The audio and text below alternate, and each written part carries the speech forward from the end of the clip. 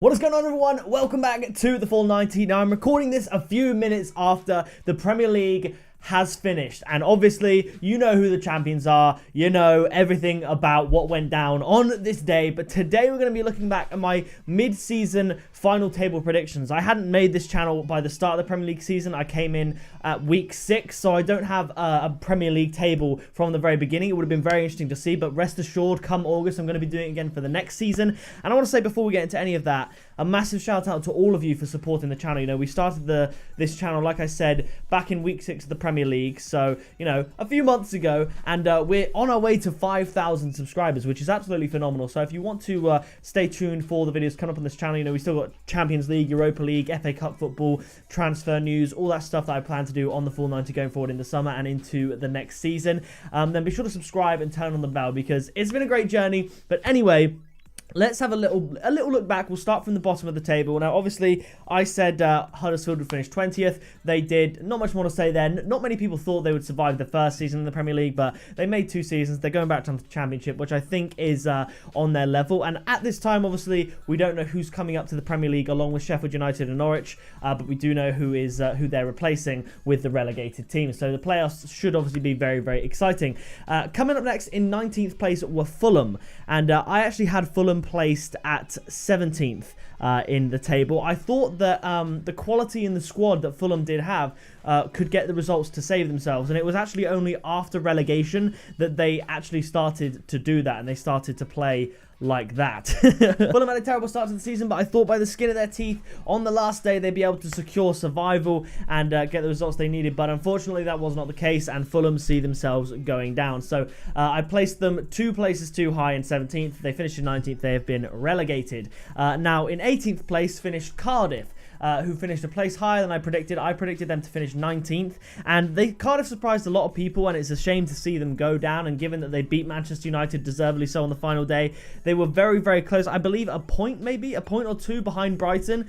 They definitely could have, you know, stayed up if it wasn't for certain things in the season that did go wrong for them. I think it's a season for them to be proud of, and I'm sure they'll be trying to push for the top level of the Championship to try and get back to the Premier League as soon as possible, and then try and rebuild their Premier League status from there. But a good performance from Cardiff nonetheless. 17th spot obviously was, of course, Brighton. 3 lower than I placed them. I had them placed in 14th, which was not my best prediction, but they did secure survival. They didn't play the greatest. You thought for a second there might be an upset. You thought when they scored the first goal against Man City, hang on a minute, Brighton are good at parking the bus, but it only takes a minute after Brighton score for Man City to score and just get things going back to normal. But Brighton still remain in the Premier League. They've got to be happy with that, given how close they came after losing to the likes of Cardiff in the latter stages of the season. Coming up in 16th was Southampton, who finished 2 places above where I put them. I put them in 18th. This was back in January when they weren't playing as well, but I did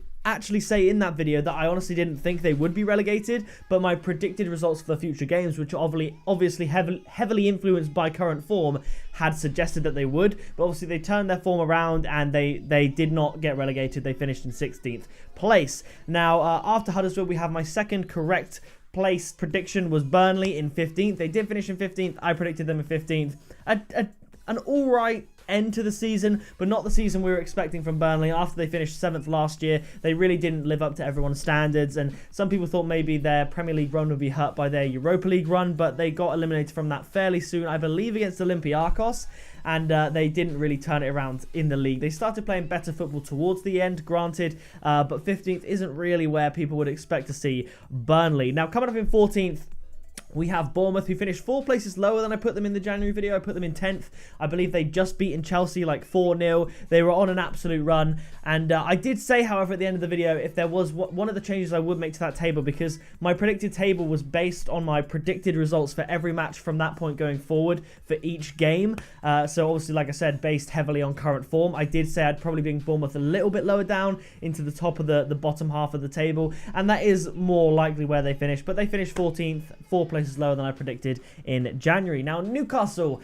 finished in 13th, and they picked up a really good run of form. You know, they beat Manchester City. They played very, very well against a lot of teams, and honestly, a great finish to the end of the season. And I predicted them to finish in 16th place, so they finished 3 places above where I put them in the league table, and it was a good performance for them. Coming up next, in 12th place, we had Crystal Palace, who I predicted would finish in 13th place, so they finished 1 better, and they've had a good season. You know, there was the point when they beat Manchester City. Obviously, given the result of the season, that didn't end up being, you know, too much of a big deal, but they had some really good performances. They put in, like I said, some great showings. They beat Bournemouth 5-3 on the final day in an 8-goal thriller, and deservedly, I would say, finishing in 12th place. Now, coming up, we have in 11th place Watford, who actually finished 4 places lower than I predicted them. I predicted them to finish in 7th. They were absolutely rocking in terms of form back then. I think they did have a few injury worries going on to the later stage of the season, but they definitely did fall off as the season progressed, whereas the likes of Wolves,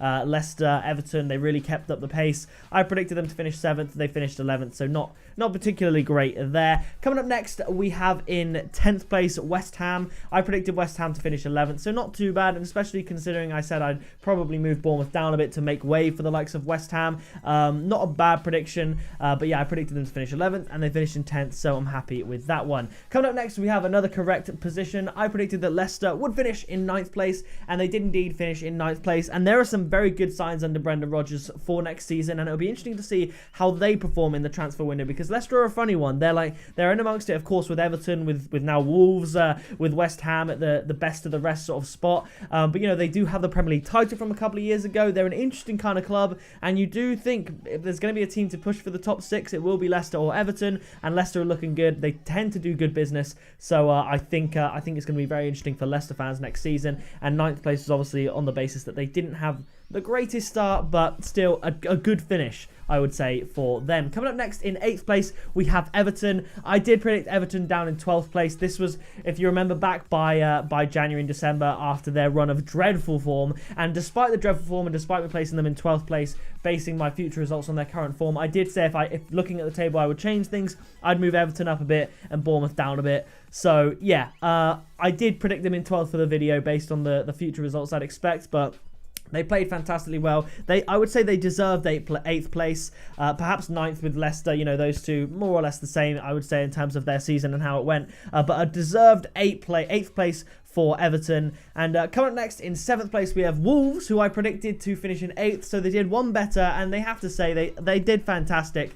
And they are one of my favourite teams, Wolves, and I would love to see them go far in the Europa League next year, because if Watford don't win the FA Cup, which I suspect Manchester City will, of course, to try and get the domestic treble, then Wolves will be in the Europa League qualifying stages, and they genuinely do have a strong enough team to compete with the likes of the teams in the Europa League qualifiers. And if you look at the Europa League final, Chelsea and Arsenal, Wolves are capable of beating a team like that on a day. So I'd love to see Wolves make a run in the Europa League, so long as it doesn't hurt their Premier League form too much, but I'd love to see a big push there. Now, 6th place, we have, of course, Manchester United, and it's a good thing, we'll say, that Ole Gunnar Solskjaer had the run he did when he was interim manager, because ever since he's been full-time manager, he's won 2 games, a 2-1 against Watford and 2-1 against West Ham, neither of which I would say they looked convincing and deserved to win, and they've drawn against Huddersfield, lost against Cardiff, lost loads of other games since, got smashed by Everton. They are lucky to be in 6th place as comfortably as they were, to be honest, given how well or how bad they've played throughout the season. But I predicted that they would be in 6th place nonetheless. Now, 5th place, we have Arsenal, who I did predict would also finish in 5th place. But what is slightly disappointing is on the final day, the race for the Golden Boot, I think it was a 3-way tie between Mohamed Salah, Sadio Mane and Pierre-Emerick Aubameyang, all on 22. However, had Aubameyang scored the penalty against Tottenham, that would have, one, got him the golden boot as an out-and-out winner. I think they share it 3 ways and all get golden boots if they draw. Some people said that assists come into it, but I think the commentators were saying at least that it gets shared out by 3 ways. But if he scored that penalty against Tottenham, Arsenal would have finished ahead of Tottenham in the top 4, and Aubameyang would have got the golden boot. They'd be in a Europa League final. It would be a successful season for Unai Emery, and I know there were other moments where Arsenal could have got points, should not have dropped points to get them into top 4, but a penalty changes in that very instance the moment it's kicked. So had that ball gone in the back of the net, Arsenal would have finished at the end of the season, if all the other games went the way they did, above Tottenham as a result of Tottenham's 2-2 draw with Everton on the final day and Arsenal's win against Burnley, and Aubameyang would have got the golden boot out of everyone. It would have been a perfect end to the season for Arsenal, but that for me, that just is the moment that stands out in my head as an Arsenal fan, because I was watching it. I had a feeling he would miss, because I just feel like that's what would happen in a North London derby. Very frustrating, but hopefully Arsenal can go on and win the Europa League final, so that City, Liverpool, Chelsea, Tottenham and Arsenal all get into the Champions League group stages. And hey, if Man City win the FA Cup, Wolves get to go in the Europa League. But if Watford win the FA Cup, Watford go into the Europa League, and Man United have to play Europa League qualifiers. That would be absolutely hilarious. They'd have to reschedule their summer tour by not doing it, because they'd have to play the qualifiers. That would be very funny. But anyway, coming up next, we have in 4th place Tottenham. I predicted that they would finish 3rd. They were way ahead by that point, and Chelsea really caught up with them. But to be honest, so did everyone. Arsenal, not so much Man United, but Tottenham, all I've written in my notes here is a big choke. Yes, they've got the Champions League final to look forward to, which is fantastic for them. But as far as the league goes, I think it was overlooked how poor their form was. Their away form was absolutely dreadful, and they were lucky to finish in the top 4 in the end. Like, you say lucky, over the course of the whole season, they deserved to finish in the top 4. They were in the 4 best teams, in my opinion.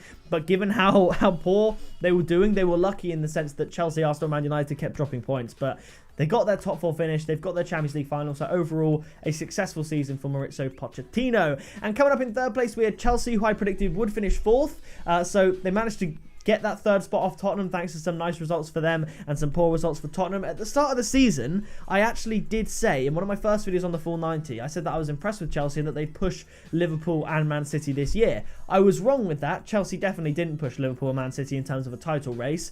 But 3rd place is impressive. And at one point in the season, Tottenham were pushing Man City and Liverpool for a title race. And the fact that Chelsea finished above them does show that they've done fairly well. Will Eden Hazard go in the summer? It seems like he might. It seems that Champions League football guaranteed and the Europa League final might not be enough for him to stay. But either way, a decent season for Chelsea. It's going to be awkward that they still have, I think, 2 transfer bans for the next 2 transfer windows, so they won't be able to do any business. It's going to be very difficult for Chelsea. I think at the time they're building momentum. It's kind of been chopped down by a few different things, but either way, 3rd place is good for them. Now, coming up in 2nd place, we have, of course, Liverpool. I predicted Liverpool would finish 2nd. I've been saying it consistently throughout the season. Never once did I say Liverpool will win the league. I said had Liverpool got a result against Man City, they might have had a chance. But when Man City beat them, I continue to say Man City would win the league. I said Liverpool would have to get a result against them to win. They didn't. And even when Liverpool had a 10-point lead, I said that Man City would beat them to the title. Now, of course, that means we have in 1st place Manchester City. And I said at the start of the season that they would win 3 trophies, including retaining the Premier League. I didn't necessarily specify which ones. I didn't specify if it'd be FA Cup, Carabao Cup or Champions League as the other 2. I just said Man City would win 3 trophies, one of them being the Premier League. So assuming that they do win the FA Cup against Watford, a decent prediction as far as I was concerned, with Man City winning the league and winning 3 trophies. But yeah, so that is kind of how it went for me. The differences, I would suppose, from the end table to my table. Bournemouth finishing a bit lower because their second half season was way below the standard of their first half of the season. The same for Watford, 4 places lower than I predicted them because their second half form was nowhere near as good as their first half form. And then Everton, they finished 4 places higher because their second half of the season form was way better than their first half of the season form. So really, it's just teams that turn their form around one way or the other, 3 or 4 places different. Other than that, it's 1 or 2 places here and there. I thought Fulham would be able to get out of the relegation zone, but they just couldn't. And I did think that Manchester City would win the league. So that is going to do it for my reaction to my mid-season table predictions. I think I did pretty well, but I think really, obviously, you're in the know. When you do a mid-season table prediction, you're in the know about certain teams. I probably wouldn't have predicted Watford as high as I did had I done that at the start of the season. I probably wouldn't have predicted Fulham as low as I did had I done it at the start of the season. But obviously, given when you see the first half of the season, you can kind of have a better idea as to how the league is going to pan out. I think I probably would have done my top my top 6 the same order regardless, whether I did it at the start of the season or the middle, and it just happened to turn out more or less that way, swapping Chelsea and Tottenham. But either way, that is going to do it for this video. My final Premier League video of the season. We do have an FA Cup video, I believe I'm planning to make, the Europa League final video, the Champions League final, and then, like I said, some other stuff if and when I decide to make it. So yeah, subscribe, leave a like, leave your comments down below on what you thought of the season. Who did you think was going to win? What do you think of my predictions? And I'll see you in the next video very soon.